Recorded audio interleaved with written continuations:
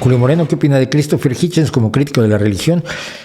A ver, Christopher Hitchens es un caso divertidísimo, porque es uno de los que tengo graves diferencias con él en un punto. Él era marxista, o por lo menos fue marxista hasta una etapa muy avanzada de su vida.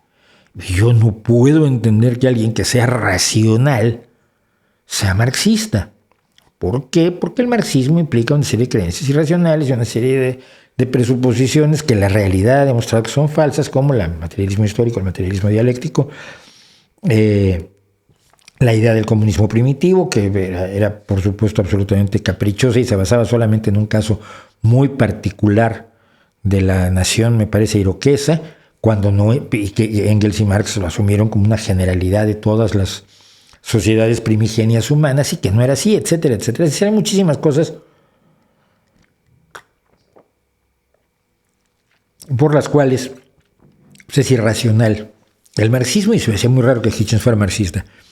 Como crítico de la religión me parece brillante. Es un hombre que tenía una capacidad de debate.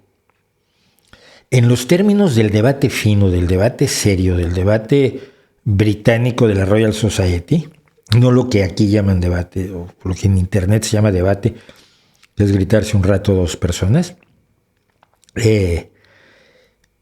Creo que Christopher Hitchens era brillante, y creo que era brillante en su promoción del pensamiento crítico en general. Las cartas a un joven rebelde, a un joven es que contrarian no tiene una traducción correcta, una traducción precisa. Es alguien que lleva la contraria, a alguien que es un opositor a la realidad, que es lo que yo he pretendido hacer buena parte de mi vida. Y las cartas a un joven contrarian, por ejemplo, de Christopher Hitchens, a mí me parecen fantásticas, me parecen una de las mejores promociones del pensamiento crítico.